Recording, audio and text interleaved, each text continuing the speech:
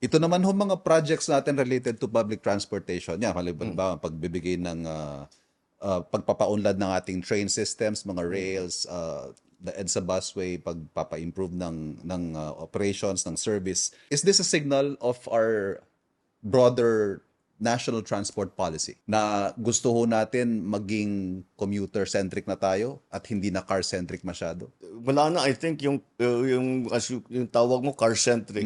We've taken it as far as we can. And we've seen examples around the world. Yung mga lugar na talagang sumobra ng traffic dahil lahat ng tao, walang public transport, walang bus, walang tren, walang subway.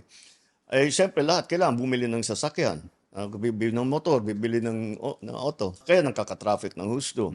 So that's why we are continuing to make it more efficient. We are continuing to add assets as we turn. Not just additional lines, which of course we are doing, pero pati na yung rehabilitate nung tinatawag na dalian cars na hindi nagamit ng gaano katagal mula nung nabili. 10 years old already. Hindi pa nagamit.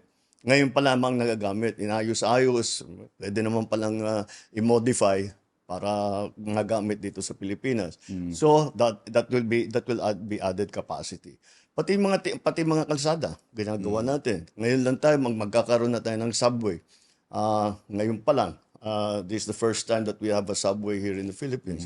These are solutions so that life will be a little easier, so that life will be more convenient, going to work. Ang usually sa planning, dapat ang commute should not be more going to work at saka pag-uwi.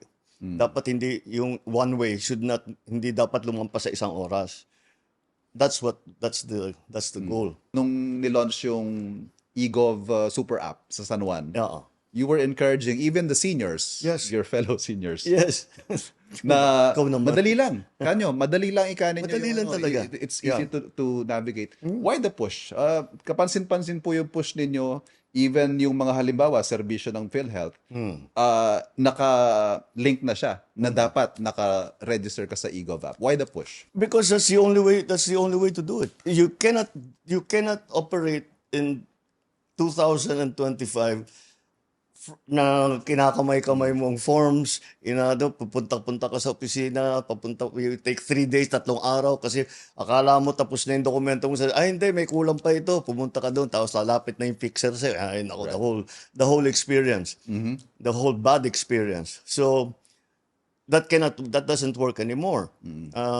And if we are to compete as a country, as an economy, kailangan natin makipagsabayan. And look at China, how digitalized China is.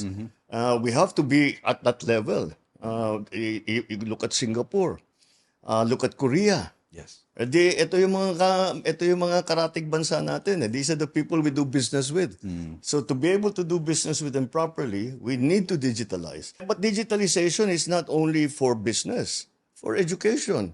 It's absolutely imperative now that children know how to use a computer. They know how to use the internet, and they know how to do work on the internet. Hindi na pwedeng hindi.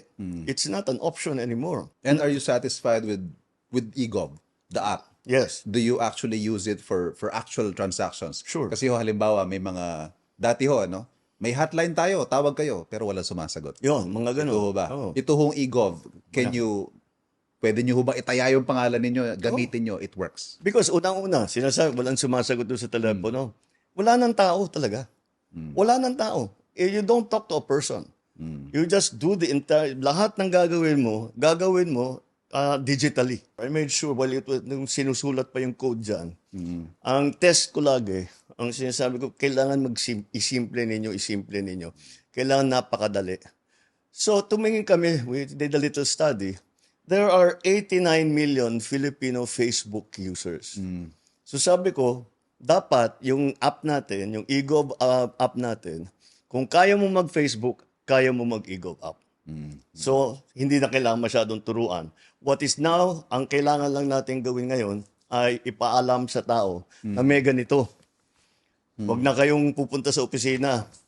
Kung yung mga nakakatanda, yung mga hindi masyadong sanay sa computer, get kahit na grade school, alam na nilang gawin yan eh. So, Ang naiisip ko halimbawa, this farmer yes. from Tarlac, for example, or Yeah. Pangasinan, na walang access siguro sa internet o walang access sa mga smartphones. Paano kaya sila? Matututo sila because tuturuan sila. We will have to educate our people. But again, 89 million, that's a good majority already of Filipinos who can. Halimbawa, may magsasaka, hindi talaga walang pagkateki. Yung anak niya, kaya niya turuan. Kaya siyang turuan. But they have to know that it is available. Oo. So far, napag-uusapan ho natin yung mga nabanggit ninyo sa SONA. Punta ako dun sa hindi nyo nabanggit.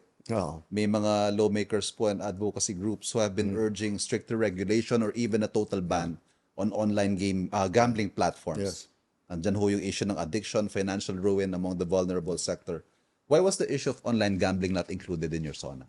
Because we still have to form the policy on what we are going to do about online gambling. And to this end, I have already started to organize to convene a conference of those who are all the stakeholders.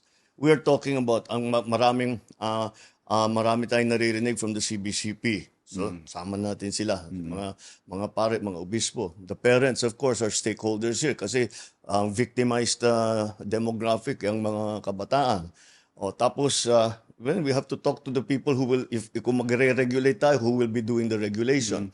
The first effect of banning it fully is to put it underground. And then we have no control. Yan talagang wala na tayong regulation. That was the same argument in banning POGOs. Ganon din po Yes. yung mga pinapalutang na argument nun. What makes this different? Because this is not a criminal enterprise. The Pogo itself Yes. was not, walang problema. Yeah. May mga lisensyado. Yes. Hindi, at saka yung kung meron online gaming, sige, mag-online gaming. Wala namang pera pumapasok dito sa Pilipinas, nandiyan sa labas lahat. Okay, so no problem. Sinabayan ba naman ng human trafficking, ng credit card scam, na kung ano-ano na nangyayari, 'di ba? Prostitution. Yun ang naging problema. Yun ang naging problema, the illegal part of it. Which I'm glad you asked that question because it brings us to the same situation with online gambling in general. Because we have with online gambling in general, what is the problem we're trying to solve? What we're trying to solve is that hindi malubog sa utang ang wala namang kaya, Yes. pero napapasubo dahil sa sugal. Mga bata na natututo magsugal. Let's focus on that. Paano natin patitigilin yan? These are the things that we're going to examine and we will come up with a plan to make sure that we address the problem. The problem is not online gambling. The problem are the social effects on our children and those who are addicted to gambling.